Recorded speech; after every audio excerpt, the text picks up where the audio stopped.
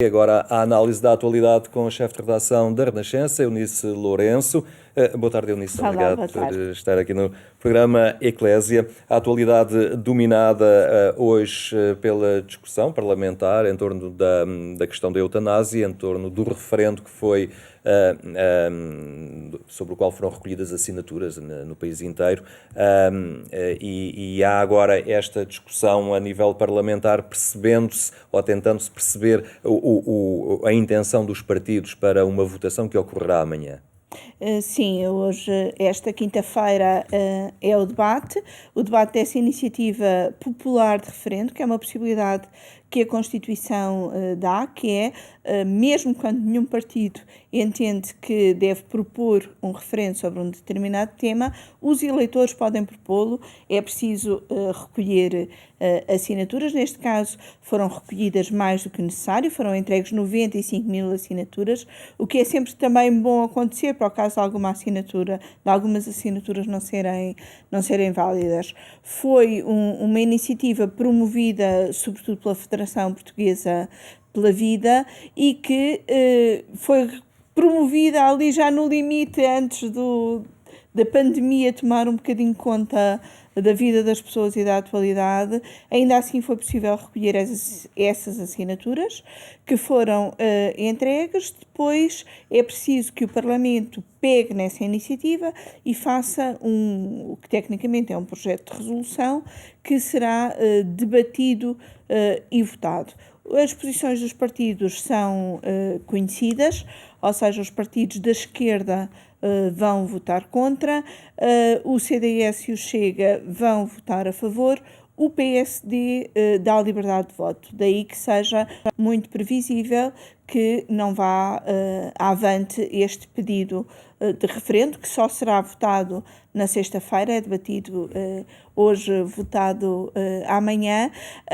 Ainda assim é um debate que importa fazer e importa perceber os argumentos de cada partido para as suas posições.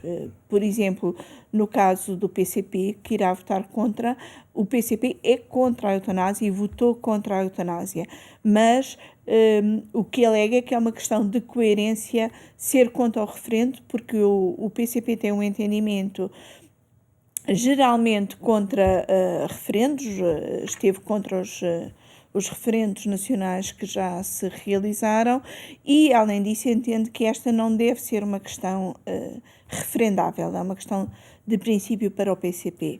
No caso do PSD, o partido está muito dividido, porque ainda por cima, no Congresso, já deste ano, foi votada uma moção pelo Congresso e foi aprovada pelo Congresso, no sentido de o partido apoiar a iniciativa de referendo que viesse a existir.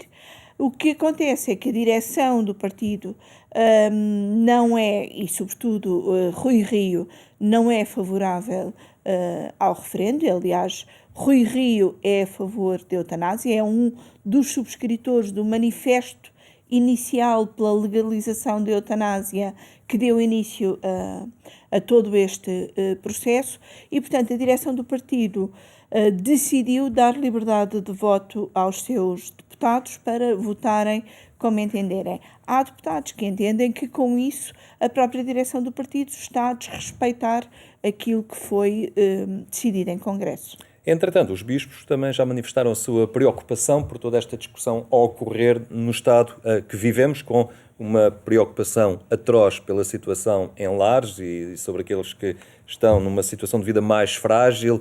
Parece um pouco desadequado um tema destes nesta ocasião.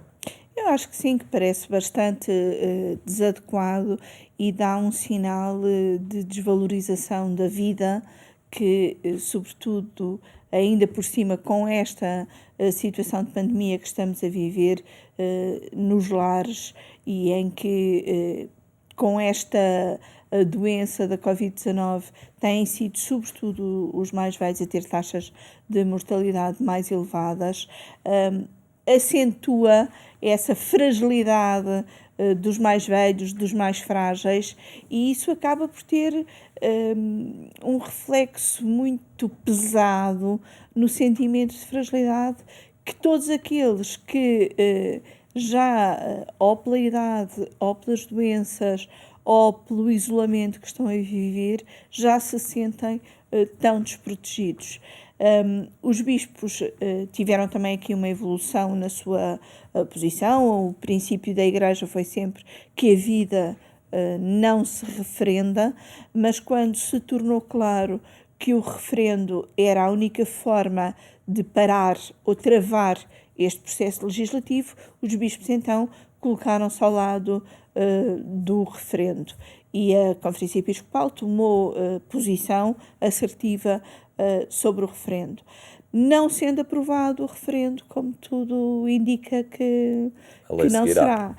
A lei seguirá, será concluído o processo legislativo. Eu lembro que foram aprovados, na generalidade, foram aprovados 5 projetos de lei, que na especialidade foi a deputada socialista Isabel Moreira que ficou responsável por tentar encontrar um texto de consenso entre esses 5 projetos. Esse texto de consenso está feito e, portanto, seguirá agora o processo legislativo com a conclusão na especialidade e depois uma votação final global.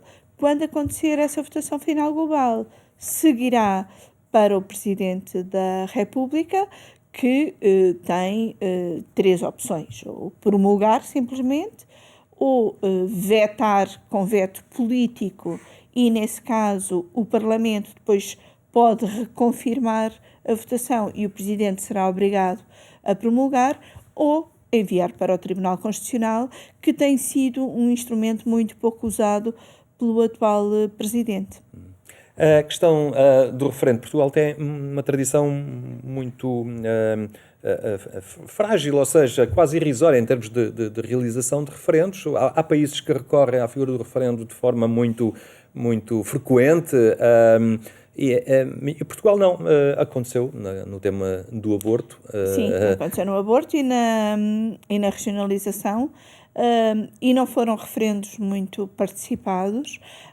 O nosso sistema coloca o seu assento na democracia representativa e, portanto, parte do princípio que os partidos que vão a votos colocam nos seus programas eleitorais aquilo que defendem ou não, ou aquilo que são contra, e que, ao elegermos os deputados, eles cumprirão esses programas. Daí a importância de conhecermos os programas dos partidos.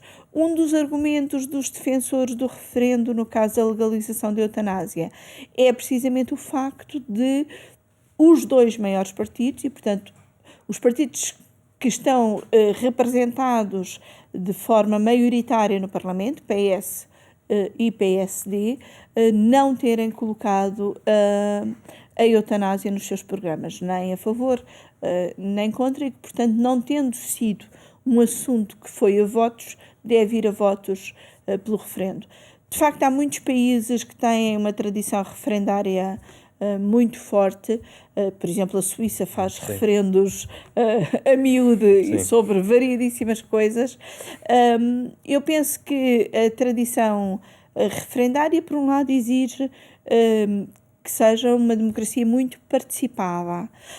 Depois, por outro lado, pode desvalorizar a democracia representativa e isso também pode ter um aspecto muito perverso e muito prejudicial para a democracia representativa.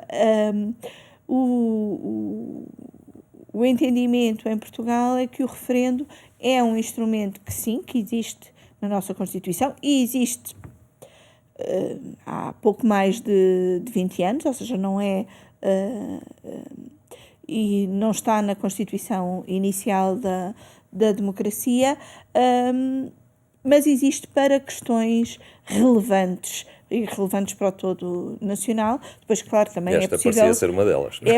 É possível fazer referendos locais, mas isso é outra história já. Claro. Quanto a referendos nacionais, de facto, só tivemos para o aborto, para a regionalização e poderíamos ter agora para a legalização da eutanásia, mas tudo indica que não iremos ter. Muito bem, Nilce Lourenço, vamos continuar a acompanhar este tema. Obrigado pela sua presença hoje aqui no programa Eclésia.